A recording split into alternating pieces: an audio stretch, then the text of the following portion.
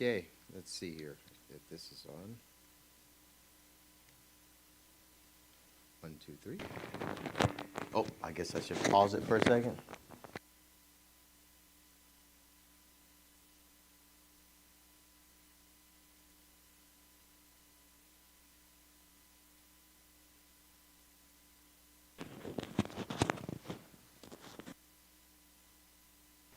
Is that better? Yes. All right, I'll turn this one off. Move this one along. And then get closer. There we go. As I used to say to my kids, I can see your beady eyes. All right, so we're going to be turning the book of Proverbs. Now, you know our theme verse is train up a child in the way it should go, and when it is old, it will not depart from it. So we know that verse. We're going to be moving on pretty quickly, so I hope you got your running shoes on, because most of you already have children, and most of them are grown and gone. And I know a few of you do have children that are still of education age. Of course, education never ends.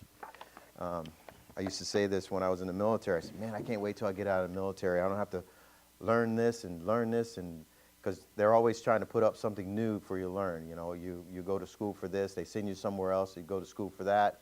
And I thought, well, when I become a civilian, I'm going to get a job where all I got to do is they'll teach me something, and then at the end of that, I can just pretty much just do my job, and that's the end of that. So what I do, decide to go to Social Security. Working at Social Security, almost every week they pass a new law, translated into Social Security language, which none of you would understand because you need us to teach you what it means. So I would learn a new language. We'd learn that new language or translate it to congressional laws and things like that, or executive orders, and we'd have training on it, usually for about 30, 40 minutes, an hour. And once we finished with the training on that, then we had to figure out how to translate that back into normal language for our customers or clients or claimants. So I went like, well, I guess education's never going to end, you know, even after doing college and everything else. So I told my kids, you're never going to stop learning. There's no way around it, because even when you think about it, I retired from that job thinking, oh, man, I don't have to learn too much. I'm good, right? Well, now I'm navigating learning how to be, you know, older, meaning all the things you got to do. You know, I had to learn how VA worked, you know, how to get VA benefits, how to use my VA coverages, and so on and so forth. So I'm never running out of something to learn. And unfortunately, though, the older you get, the harder it is for it to stay or to stick. So that's the hard part about learning now, is how much of it sticks. Fortunately for me, I got my wife, and that helps me out a lot. I'm trying to get this thing working here. It doesn't know who I am because I got my glasses on. Even this thing has to learn. All right, so I'm just going to go to page 69 on your books if you're in there already, and this is just a quick kind of review for that part of it. And we talked about education, all education is spiritual for the first principle. Our mindset should be education is spiritual. All education, anything about learning is spiritual. And then we went to the principle number 2, education is more than just acquiring knowledge. That's a principle because, unfortunately, the world we live in, people think knowledge is power, but really not. The application of knowledge is powerful. You know, knowing a lot of stuff doesn't necessarily end up with positive results. So education alone is not acquiring knowledge. It's actually, as we talked about, is based on having instruction, knowledge, and understanding, and then that develops wisdom. Okay? And Proverbs, let's turn to Proverbs chapter 2 and verse 6. Proverbs 2, verse 6. Proverbs 2:6, it says, For the Lord giveth wisdom, out of his mouth cometh knowledge and understanding. So God is the one that gives us wisdom. Okay? And what cometh with that is you cannot have wisdom in this formula. You can see it right there. Knowledge and understanding has to be involved. You know? If you just get what they call as information, you're not going to get far. Okay? I know a lot of guys that have a lot of information.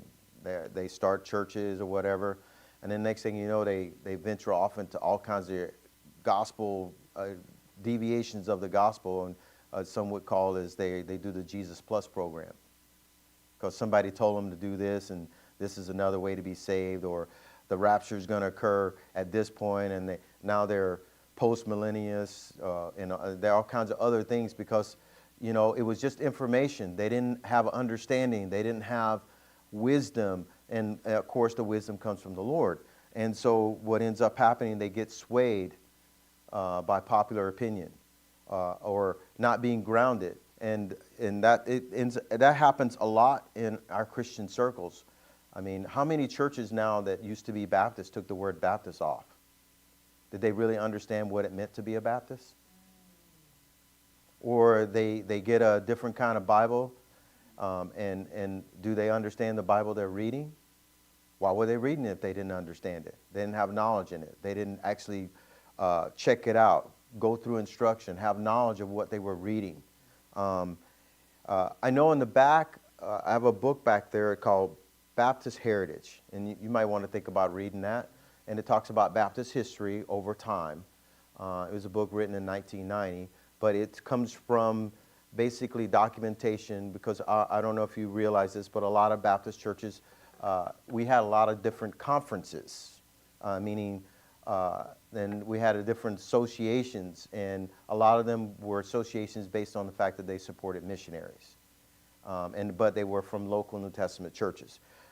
So that might be something for you to consider reading in the future, because as a Christian, and we move on in this, we're talking about parents and children, but our next thing we're going to be talking about is education for anyone, because education is not just about our children, although a lot of people think that, and that's where they end. My children are educated and it's all over. Obviously, it's not. It can't be. We are not going to make it very far without that. Okay, so as again I said, we're going to be kind of like doing the fast track on this, and you can read the notes yourself. They're right there, and fill in the blanks. But I want to go over a couple of things that I believe that help summarize some of the things in children education. And this is not obviously all-encompassing because there's no such thing. We're learning and educating your child. Every child is different. You can't teach them the same way. You can teach them the same subject, but it doesn't mean it's going to go through your approach to them and their ability to obtain the information, to understand it, to even take on instruction. Each child is different. It's sort of like that's why oftentimes school systems fail children, because they try to teach in one method. Good teachers, of course, know their students and actually are able to adapt. But when you have a really large classroom, most teachers don't have the time to do that. In fact, most classrooms now in the public education, they have not just a teacher, but you have a teacher's assistant. When I was a kid, there was just a teacher. There was not a teacher assistant. But now they have to have a teacher's assistant. Most classrooms are pretty much set up like that. And that's because the diversity of the children, all the different complexities of the problems within the children, both discipline, their ability to pay attention, their medical issues, their mental issues, all those things, and the class sizes continue to increase. So that's an issue. But children education can fail for various reasons, including unrealistic expectation, inconsistent parenting, lack of understanding of the child's individual development, overly harsh discipline methods, not addressing the root cause of the behavior or issue, neglecting to provide positive reinforcement, and failing to create a supportive learning environment where the child feels safe to make mistakes and learn from them. Essentially, not allowing the child to experience failure as a natural part of learning. And I learned that, I watched that in sports. For a little bit of time, I was coaching my son playing soccer. And the youth soccer league, they had this issue where they decided to, basically nobody can lose. so the kids are not learning about losing and failing. And I think a big part of education is learning about failure. In fact, I believe I learned a lot more oftentimes from my failures than from my successes, because that gave me an experience to not do something again, for at least that part. So I believe those are issues. So some key points: fear of failure. If a child constantly is criticized for mistakes, they may become overly fearful of trying new things and taking risk, hindering them from learning. Now, that's true even in a marital relationship between a husband and wife, and because everything goes to human endeavor. When a person fears failure or fears the people that they respect the most of failing them, they either decide not to do anything at all, and of course that makes them pretty much, useless. And that happens where people, and that's even in soul winning. One failure in soul winning, somebody treats you wrong, could cause you to be fearful of soul winning. Okay? Now apply that to everything else. Your children, criticizing them for making mistakes. It's easy to do that, but that will hinder their ability to learn, because nobody wants to be a failure. But the fact is we're going to all fail. God said so. We're human. We're supposed to fail. We're not going to be perfect. There's only one perfect person, and he's up in heaven, and we're not it. Lack of positive reinforcement. When children aren't praised and rewarded for positive behavior, they may not be motivated to repeat anything or do anything. And my mom was really good at this. No matter how many things I messed up, like going to play football. I remember first thing I learned how to do was play football. I was like 8 years old, me and my brother, he was 7. My mom drove by this football field for Little League football, and she opens the door, stops the car, and says, "Get out." And I said, "Well, what am I getting out for?" And she goes, "Well, I want men and not girls go out there and play football." And I went like, "Okay, and she says, "The coach is waiting for you." So I started playing football at 8. And I had no idea how to play football. I know how to run in the woods and stuff, but I didn't know how to play football. I didn't have cleats. I didn't have anything. So the coach provided my helmet and my shoulder pads, and eventually I got the little pants with the stuffy stuff in there, all that kind of stuff. And me and my brother started playing football, and it really did help. But man, did I have a lot of failures, like missed tackles. Like, oh yeah, I missed a lot of tackles. I was the smallest guy on the field, me and my brother. And then we had guys that were really big. And believe it or not, I don't know if you ever heard of the refrigerator. He was a football player. Okay, so just imagine me. I played against him when I was a kid. All right? So here I'm scrawny, maybe 60 pounds. He was weighing 150 pounds in middle school. So needless to say, I was a tackle. And obviously, he was on defense on the other side of the field. He ran over the top. He was like a man. And I was just a little boy. And I learned a lot, like how to take a beating, because he was tough. But the lack of positive reinforcement, my mom would say after I get pummeled by the guy, my mom would say things like, "At least you tried, son. You keep it up, and you'll get stronger, and you'll get better." And I said, "Well, if Mom believes in me, I better get on out there and start playing harder." And fortunately for me, he graduated out of Pee Wee football. He graduated out of that, and then I was bigger, and he was gone. Until I made it to high school, and then he did it all over again. But I got smart. I said, "You know what? I'm not going to be no lineman. I'm too small." So I decided to be a cornerback. And so the rest of the team, pretty much 10 other people got to tackle him before I had a chance to have to try to hit him. And I would just go for his shoes. I would go for his shoes. The lower you go, the better off you have surviving. See, I learned a lot. Okay, inconsistent parenting. If rules are expected, changing depending on who is in charge, it can confuse a child and make learning difficult and behavior problems. Now that's simple. Dad has it used to be said, I'm going to be the bad guy, be the good guy like the police do. Not smart. Everybody ought to be the same. The rules ought to be consistent. How we educate, how we discipline should be the same. Okay? Like I said, we're going to cruise through this, so we're going to move on to other people, the adult side of this thing, but I believe these are important. Inconsistent parenting, we talked about that. Ignoring developmental stages. Trying to teach a child skills that are not age appropriate can lead them to frustration and resistance. Meaning, teach at their level. Like, for instance, if you get a kid that's, let's say, 7, and you're trying to teach them how to memorize whole chapters of the Bible. Now, you may have a child that's that smart.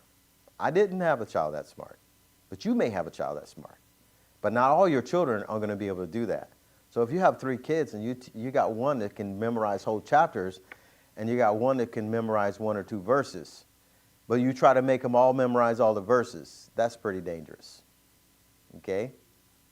Because that one is going to feel like a failure all the time. And the other one, they'll be resentful of each other. Okay? So you teach them at the level to which they learn. Now, I'm learning this as an adult now. We talked about this. One of our kids, our middle child, he didn't grow into his own until probably now. But then our oldest boy, I mean, he accelerated in learning, but he also accelerated in responsibility and everything else.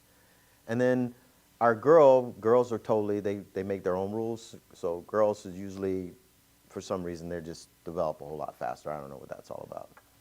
At least not in my house. I'm only generalizing because in my house, our daughter was like, I mean, she was like pretty much hands off, hands free, sort of like steering a car that drives itself kind of deal. It was kind of interesting. So each child is different, understanding where they are and teaching them where they are, okay? Not where the other children are. It's very important. Okay, so not ignoring that. Say, where's this child at? What's their learning level? Just because they're the oldest child or youngest child doesn't mean they're learning the same, okay? Because our middle child probably development was slower than our last child.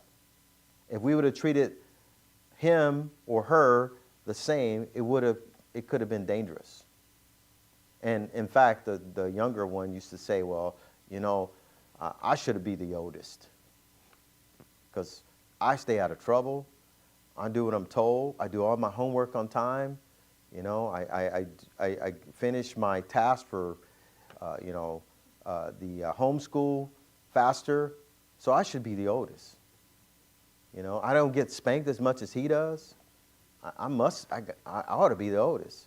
So think about that one. Ignoring development stages, as we say, it can make frustration for the child because you're teaching them at a level to which they have not reached. Even young adult children, college-age children, same thing. No one child is the same. Love them all, but they're not the same. All right. The next one is over-reliance on punishment. Okay, that's pretty easy. Punishment, your husband and wife have to make a decision. Where does punishment, when you draw the line when you're going to do punishment, what the type of punishment you're going to have, how many spanks they're going to get based on some of the things they do. So it'll help you keep control, but it'll also help you be consistent because tell you what, the children talk to each other and one says, well, I got the cookie out of the cookie jar and I wasn't supposed to get the cookie out of the jar. Dad gave me 5 smacks. But the other one says, the little girl says, well, I got the cookie out of the cookie jar and Dad only gave me 1. That's not consistent. And when you're going to do punishment, the tool ought to be consistent with all children. based on their violations. You know, almost have to write a rule book for that because it'll keep you out of trouble and it keeps me out of trouble with my wife.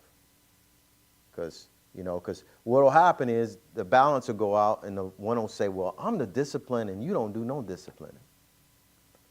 And then now husband and wife are fighting and kids are going like, hey, I might get a good deal out of this. If they're fighting, that means chances are I'm going to get an easy deal on this. Okay? And then the appropriate use of discipline would be based on the child as well. I mean, like, for instance, some things we did, like, if they play video games, that's a good tool. That's even better than spanking. If they only get 30 minutes to an hour on a video game and then they mess up and do something, I only give them 10 minutes, man, that's like going to kill them. They're going to have a heart attack. They might have to call the Child Protective Agency over that. All right, so do not depend on punishment to control your children. It's the easiest thing to do, but if punishment is the only tool you got in your toolbox to keep your children in line, so to say, it's a dangerous tool. And you'll decide, I tell people all the time, if you get married, before you even get married, decide, before you even have children, decide how you're going to use discipline. Is it a last resort when it comes to corporal punishment versus taking things away, so on and so forth? So those are things to consider. Okay? Not addressing underlying issues, meaning child's acting up, you just spank them. It's sort of like a child has, a fever and you just tell them to go to bed. No. That's not solving the problem. You got to see what the cause of the fever is. They got an infection or something like that, or toothache, because that'll even cause them to have a fever. Or babies, they're teething. Things like that. So same thing, not addressing the issue. Same thing for husband and wife. Wife's got a not so happy look on her face. If you tell, hey, honey, what's wrong with you? That's not very smart. More like, I'm looking at okay, what's going on? Is there some issues that I need to look at, need to think about? And I'll say, well, how are you doing? What's going on?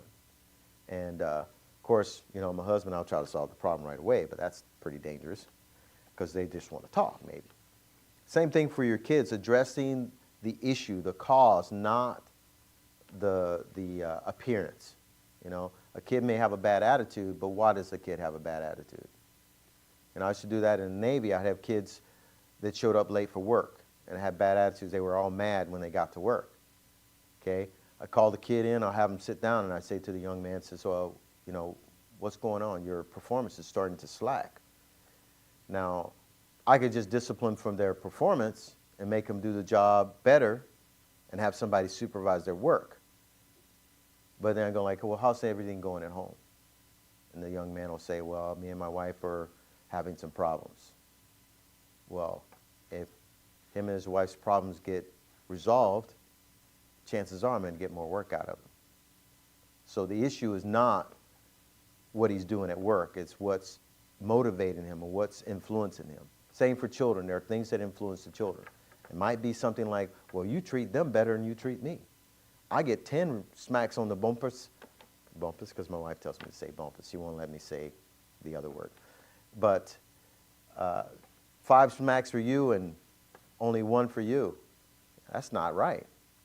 Or when they hear somebody crying like up a storm, and then the other person, when they get spanked, they don't cry at all. You're like, hey, what's going on here? It's unfair treatment. And remember I said this before, for a child, even for an adult, perception is reality. Okay? Perception is reality. Whatever they perceive, that is what's real. No matter how much you tell them, no, I love you like I love your brother. I love you just the same. What they perceive, what is love, what kind of love they're getting versus the other one, that is pretty much how it is. So you have to figure out how to overcome that. It could be as simple as making sure you spend time with them as individuals rather than as a group. And then do things as a group, but then do things as individual. You'd be surprised how much you get out of that. When I took my son out, it was kind of funny because I was working on my bug a while back, years ago, and my brakes were just terrible, right? And they weren't working. Now, on over your old-fashioned cars, you got to pump the brakes to make them bleed, right? I mean, that's a lot. Pump, pump, pump, pump. Pressure builds up, and then you go and relieve the pressure, and then it goes down, and then you go like pump, pump, pump, pump, pump, and do it again until you get all the air out, right? That's before you got all the good, nice tools. So my middle son, this has been like maybe 7 years ago. When we talk about hanging out and doing things together, that's the first thing he mentions when he was pumping the brakes for me for the bug, to get the brakes to work. So it was a learning experience for him. He says he knows more about brakes. It was a bonding time period. You'd be surprised what they remember that's like something good. And I'm like, I don't remember anything good about it. I was underneath that bug and I had brake fluid all over me, So, hey, but that's what he learned. Okay? Not addressing underlying issues. We said that one. Lack of communications. Not actively listening to a child's needs and concerns can hinder the ability to effectively guide their behavior. If a person doesn't think they're heard, they don't think they're heard. And they don't think they're heard, then they just are going to shut down or get resentful. Okay? So all the teaching in the world won't work if the child doesn't think they're heard. And it's hard to get understanding when you can't repeat what you were told. And you can't give feedback. That's what you call it in the communication, the feedback. So a child should be able to give feedback. Now, what I mean by that, I don't mean the child should have an opinion about how you should parent them. Okay? I'm not saying that. Because I didn't read Dr. Spock's book. That was in my mom's time. A child can never be in charge of themselves or you. Because if you think a child can guide you, you're going to be sadly mistaken. Because what experience do they have?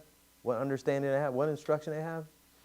But they can tell you how things feel to them, what they understand, what they heard. And we used to do it all the time. We'd tell a child, okay, what did I just tell you? And then they repeat back something. That is not what I told you. Okay, let's try this again.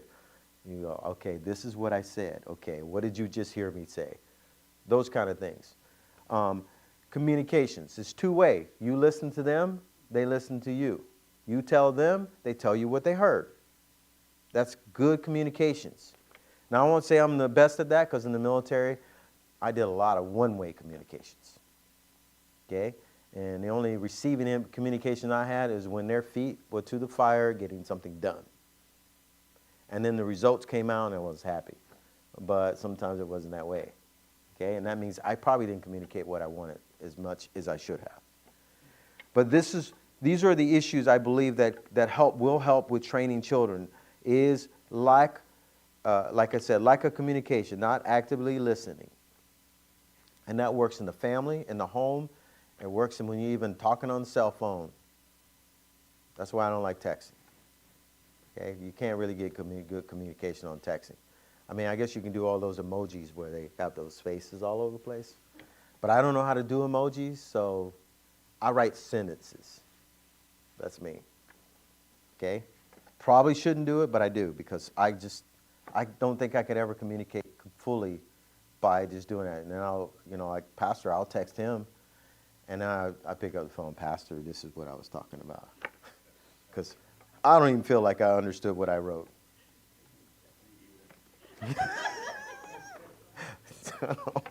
Thanks, Pastor. I appreciate that. All right, so I gave you a little handout. This is just this is a handout. It's in your books, but it says over the period of normal week, my child averaged the following amount of educational experience. Okay, formal instruction, undistracted studying, Sunday school, preaching, home Bible instruction, parental guidance, and watching TV. And you could probably put video games on there too. Okay? Now, this is, if for the parents, I think you could use this. Basically, try to figure out. Now, this is what I used to do in the military. I let people evaluate themselves. You give this to your child. explain to them, says, okay, let them tell you what they're doing, what they think they're doing. And then you as a parent, you read this off, and then you figure out what you think they're doing. Now, if the child is smart, they'll tell you things you didn't know was happening, okay? And I used to do this with my kids when I evaluated my military guys. I'd give them the same sheet and make them evaluate themselves, right? Man, they would beat themselves down so bad, I'd have to build them back up. But if you do this, try to figure out what your children, what they think they're getting, okay? And then it might be a rude awakening to you when you realize, formal education or Sunday school time or undistracted studying, doing homework, that is. Preaching, how much preaching do they get? How much home Bible instructions do they receive? How much parental guidance? How much time does mom and dad spend with you teaching you how to cook, how to write a check? Not that you're going to write a check anymore. How to use a debit card, I guess. How to do just general things, how to sew, things like that. And then maybe you would come up with some desires to figure out how you want to teach your children in the future, because believe it or not, all those things are going to help them be successful in life. The ability to accomplish tasks, finish things that they start, even failure will teach them things that they would never get anywhere else. But if we don't make a constructive effort, a plan, and effort and some established guidelines, then what are they learning? Well, they're going to be prepared to go out into this world and survive. To be able to go to college and make a stand for their Christian faith while they're in college. Will they be able to? It's no different than, like the Bible says, He gives us the whole armor, right? Kids need to be armed as well. Because if they aren't armed, they're unarmed. And when they're unarmed, guess what happens? Somebody else will give them a new armament. And it may be flaky stuff. Okay? Because they're still teaching DEI. Diversity training, they're still teaching it. I know because I have family that's involved in some of that stuff. And guess what? They just changed the name. They changed the name, but they're doing the same. So be careful. And they socially engineer your children. I'm going to go to one last page on this thing in the book. Let's see. No, I got it in here. If you have your books with you, turn to page 81. Baptist parents should not send their children off to a place of higher education and learning just because they have completed high school. The child may not be ready. In fact, he may never be ready, he or she. Young adults are only ready to attend tertiary education or institutions when they have the spiritual ability and courage to make and to hold on to the same key decisions made by Moses and Daniel. Okay? Then they can survive the moral and spiritual dangers abounding in such places of education, and go on to a life to be used mightily by the Lord, just as these men were. They're a good example. Moses was a good example. Daniel was a good example. But they were prepared, they were educated, they were settled in their faith. And then they went. And think about it. Moses, I don't know how old he was. He was 40 before he did what he was supposed to do. And then he went 40 years in the wilderness. Now he's 80 before he actually was able to execute it biblically. Okay? And it's better when you get an education where you have a good foundation to start off with. Okay? So I believe that, unfortunately, many believers think just because a kid's out of high school, he should just go to college. Okay? College is not the only thing for education. Trust me, I did the Navy for 26 years. I did college a little bit by little bit by little bit, taking a whole bunch of classes. And then the Navy told me I had to grow up and actually take something that actually would give me credit. So I started taking classes. And it took me forever, 6 years of college. Yep. And didn't use any of it for my job. I use a lot of it now, but I didn't use it for my job when I got a job. I didn't use the education, that part of the education. It probably helped a little bit, but I could have took a couple of classes. And some of the most successful people who make a lot of money, they didn't go to college. My dad was a painter. He went to vocational school. He painted cars. He was very successful. And guess what?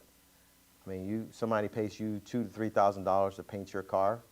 They buy maybe a couple $100 in paint, and they charge you $2,000 to paint your car, and they can do it in maybe 12 to 14 hours.